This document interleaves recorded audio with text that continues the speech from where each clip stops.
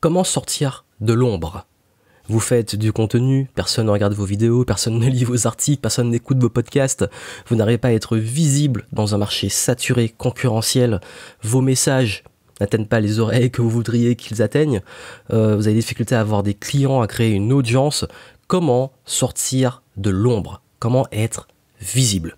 Je vais y répondre ici. Vous savez, c'est l'une des grandes problématiques de beaucoup, notamment d'entrepreneurs, débutants, même plus avancés, la notion de visibilité. La notion d'être, quel que soit le type de business, d'avoir justement de la visibilité sur ce qu'on propose. Pour comprendre ça, il faut revenir au cœur du sujet et je vais vous donner un exemple. C'est que quand j'ai commencé, j'ai fait mes premiers articles, quand j'ai démarré mon tout premier blog, c'était en 2008, j'ai commencé à écrire. Et je partageais des idées, des petits trucs comme ça, ce que j'essayais, et je voyais ce qui se passait. Je devais avoir les 3 visiteurs par jour sur le blog, les 3 premiers mois. Et au bout d'un moment, j'ai commencé à me faire une petite audience. Voilà, je parlais un petit peu du blog sur les réseaux sociaux, je rajoutais un petit peu des contacts par-ci, par-là.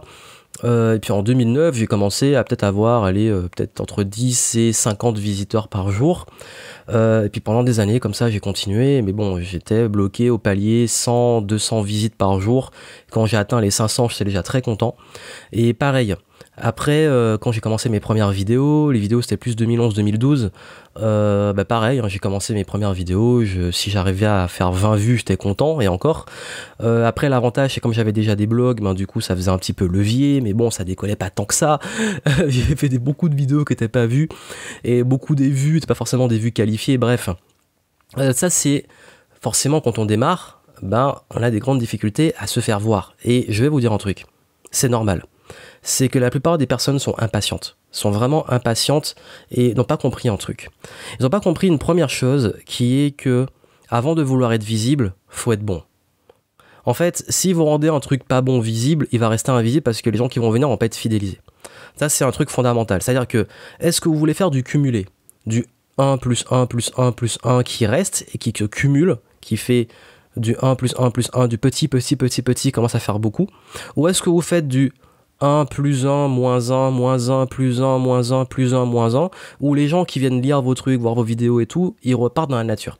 Ça, c'est une première question fondamentale. C'est-à-dire que si vous faites pas du très bon contenu, ou que vous n'êtes pas, vous faites mal les choses, vous n'allez pas créer une audience. Vous allez faire des vues, mais qui sont des vues qui vont juste disparaître dans la nature après. Et ça, c'est un premier concept qui est de pas faire une passoire, en fait. La deuxième chose, c'est de croire qu'il faut être hyper visible pour déjà en vivre et avoir des bons résultats.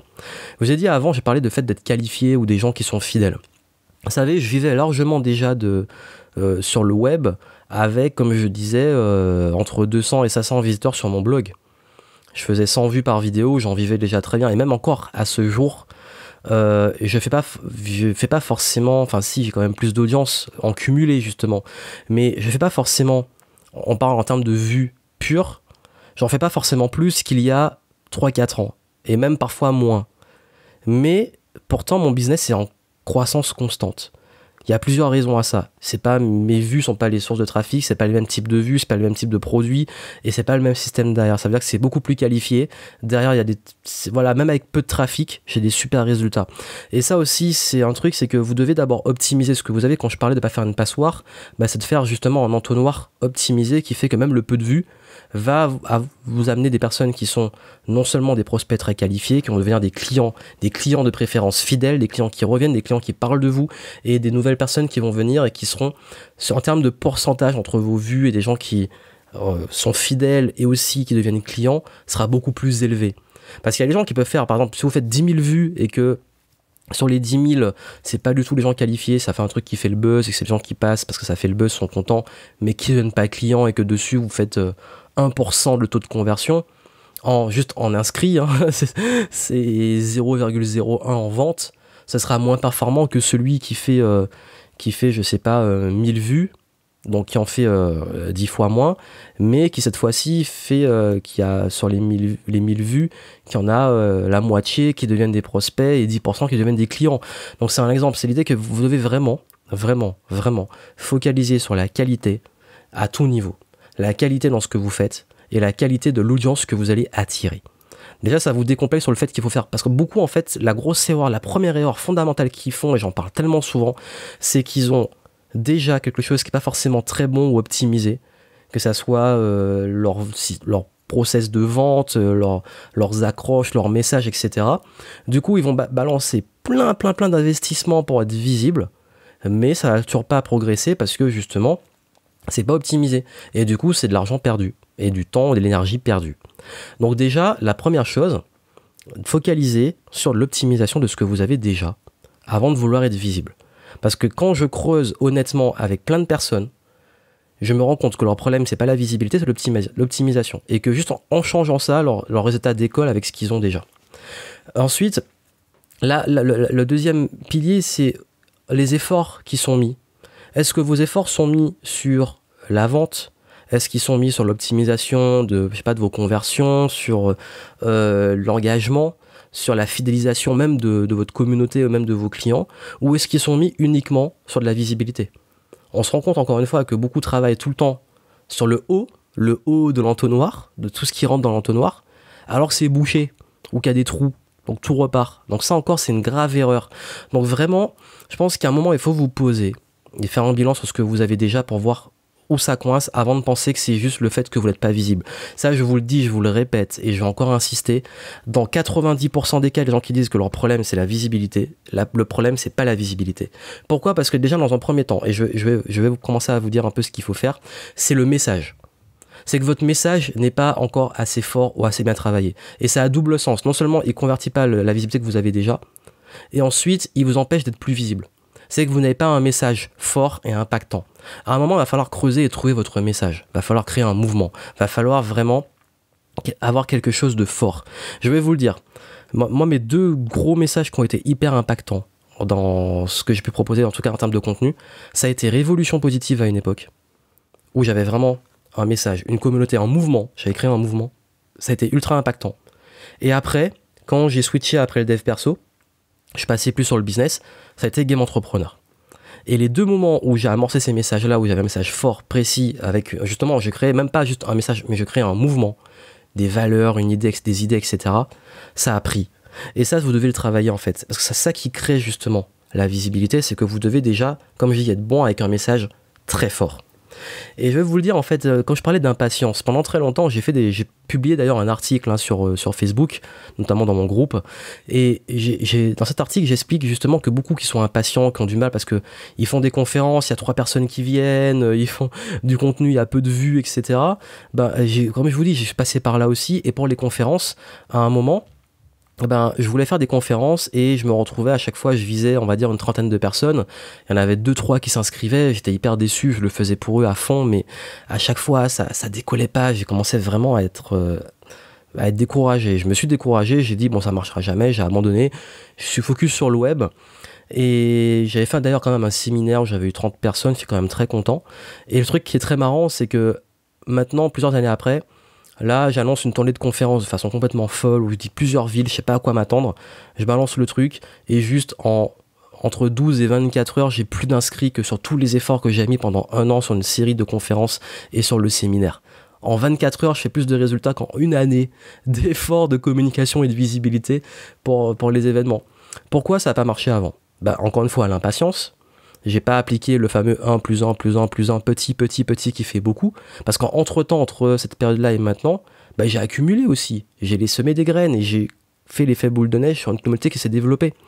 Et j'ai fidélisé des personnes qui maintenant sont suffisamment confiance pour devenir clients et pour venir à des événements.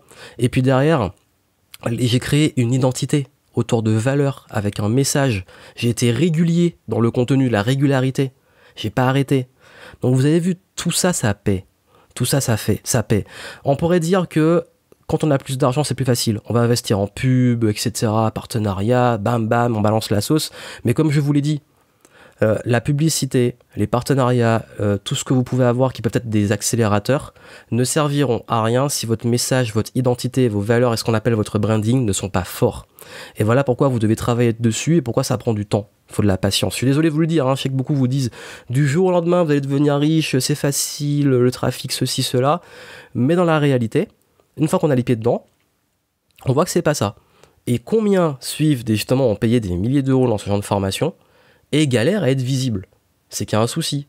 Bah, c'est justement ça souvent le souci, c'est l'impatience. Et ça marche aussi autant dans infopreneur, dropshipping, tout ça. C'est l'impatience, le fait de ne pas comprendre qu'il va falloir être régulier, tester, améliorer, peaufiner, etc. jusqu'à trouver le bon truc. Et ça, en fait, vous allez sortir de l'ombre comme ça. On peut avoir soit de la chance, soit bien vraiment se former et aller directement droit au but pour trouver son message, ses valeurs, etc. Donc ça, souvent, il faut se former pour le branding. Et du coup, on va sortir de l'ombre très vite. On va décoller très vite. Ou alors, on va prendre plus de temps. Si on n'a pas forcément beaucoup de moyens, ça prendra plus de temps, mais il faut l'accepter. Le temps de vous trouver, de trouver votre message, etc., de tester. Mais quoi qu'il arrive, dans les deux cas, il y a toujours cette notion de persévérance.